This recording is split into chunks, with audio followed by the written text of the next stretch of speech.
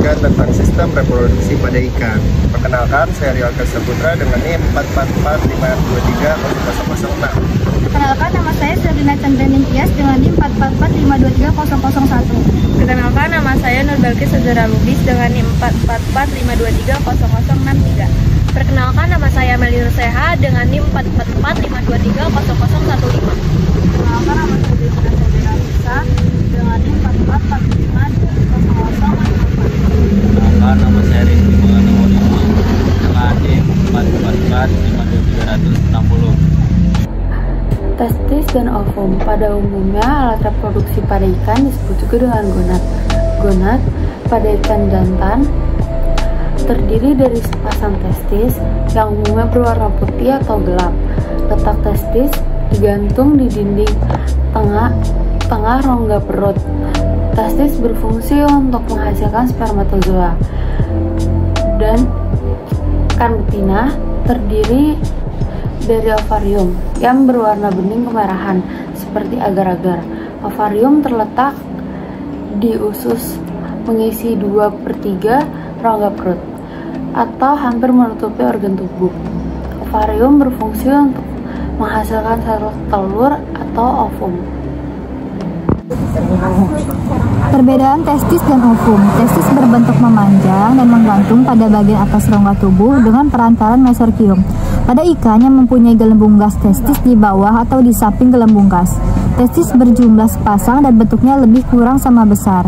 Testis tersusun dari folikel-folikel tempat spermatozoa berkembang. Ukuran dan warna testis bervariasi bergantung pada tingkah perkembangannya. Sedangkan ovarium berbentuk memanjang, terletak di bawah atau di samping gelembung gas. Bila ikan tersebut mempunyai gelembung gas dan biasanya berjumlah sepasang.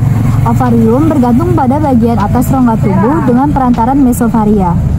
Ukuran dan perkembangannya pada rongga tubuh bervariasi sesuai dengan tingkat kematangannya. Warna ovarium pun berbeda-beda perkembangan embrionya.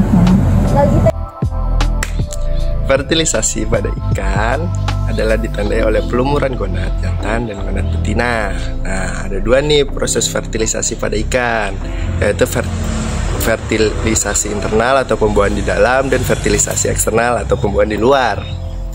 Fertilisasi eksternal melalui ikan ovipar akan melakukan proses pembuahan sel telur yang terjadi di luar tubuh ikan. Pada saat ikan betina bertelur mengeluarkan ovum dan si jantan mendekati telur-telur tersebut sambil mengeluarkan spermatozoid. Nah, apabila ovum bertemu dengan spermatozoid, maka terjadilah fertilisasi atau pembuahan yang menghasilkan zigot berbentuk telur-telur ikan yang dibuahi dan tampak seperti bulatan-bulatan kecil berwarna putih serta akan menetas dalam waktu 24 sampai 40 jam.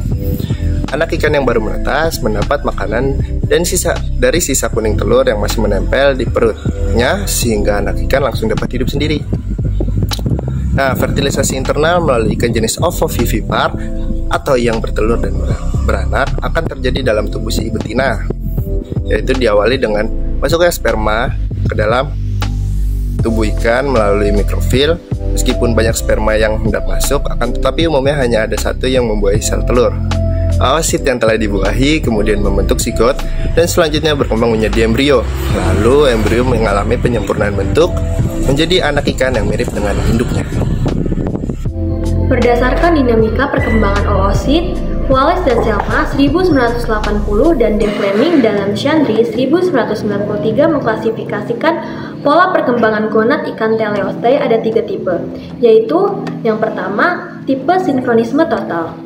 Oosit dalam ovari dibentuk dalam waktu yang bersamaan, tumbuh bersama-sama melalui tahapan perkembangan, dan tidak ditemukan adanya oosit pada tingkat perkembangan yang berbeda.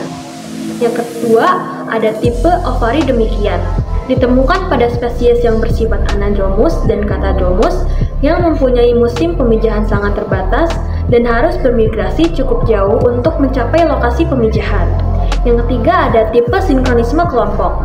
Ditemukan paling tidak 2 populasi yang berbeda pada tingkat perkembangan oosit yang berbeda.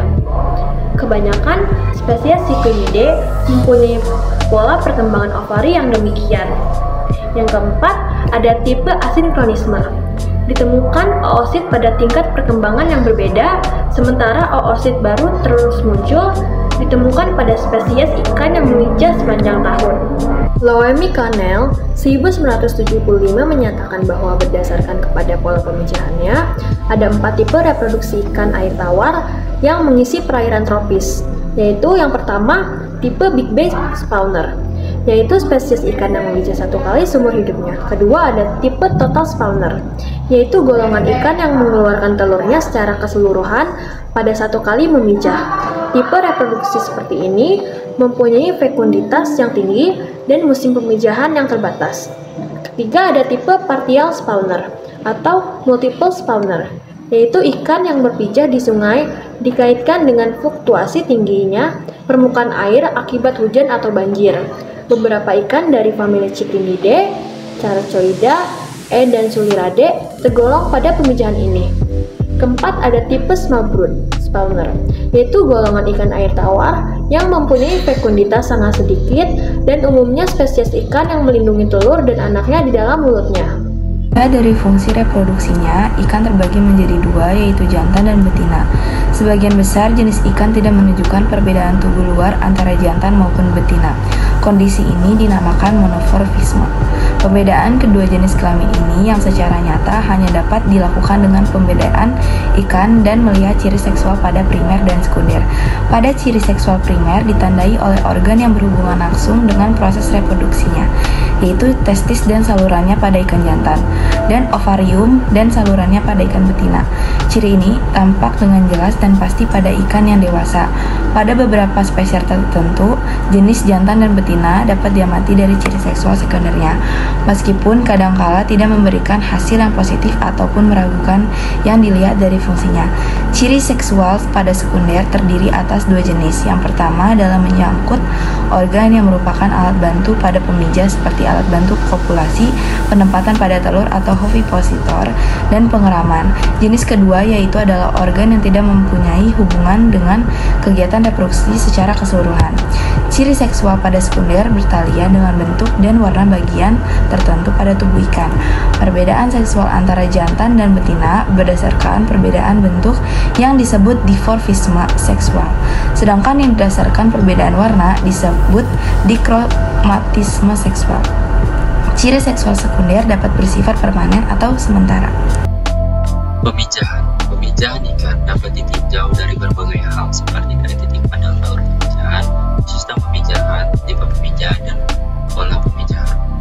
Yang pertama itu adalah pemijahan. Sebagian besar ikan melakukan pemijahan beberapa kali dalam masa hidupnya. Ikan golongan ini dinamakan kelompok ikan Enteroporus. Entero artinya berulang, porus artinya melahirkan. Menurut Lagler 1997, Levistes memijah pada setiap interval 4 minggu.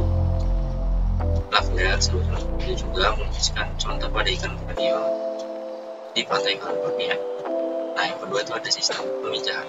Dalam sistem pemijahan terdapat 3 kategori, yakni promiskuus, poligami, dan monogami. Ikan promiskuus tidak melakukan kawin dengan pasangan tertentu, melainkan kawin campur di antara mereka yang banyak pasangan. Pada sistem poligami, individu dari satu jenis kelamin mengawini banyak individu dari jenis kelamin lain. Kalau poligami merupakan bentuk yang paling umum. Poligami juga berkembang menjadi formasi harem. Kalau monogami adalah suatu perkawinan antara satu individu jantan dan satu individu betina, dan pasangan ini bersifat tetap tidak berganti-ganti. Yang ketiga ada tipe pemijah. Ikan dapat dibagi menjadi 2 kelompok, dilihat dari cara pengeluaran telur, yakni pemijahan serempak dan pemijahan bertahap. Pemijah serempak adalah ikan-ikan yang mengeluarkan telur sekaligus bersamaan pada satu musim pemijahan.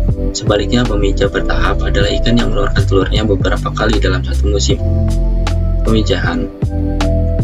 Contoh ikan pemijah bertahap adalah ikan petek. Yang terakhir adalah pola pemijahan. Pola pemijahan ini dianggap sebagai cerminan hasil perkembangan evolusi. Umumnya telur mempunyai ukuran diameter kecil dan berjumlah ratusan ribu sampai jutaan butir. Contohnya pada ikan bandeng. Lanjut ke ruaya pemijahan. Ruaya pemijahan ini merupakan salah satu bentuk ruaya yang dimaknai sebagai perpindahan massa ikan dari satu habitat ke habitat lain, berlangsung secara berskala dan berkaitan dengan suatu tahap dalam kehidupan.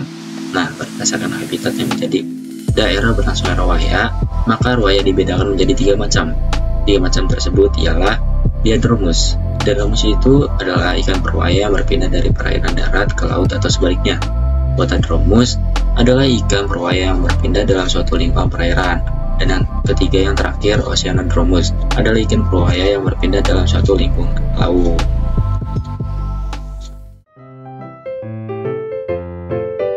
Sekian penjelasan dari kelompok kami tentang sistem reproduksi pada ikan. Kurang lebihnya mohon maaf. Wassalamualaikum warahmatullahi wabarakatuh.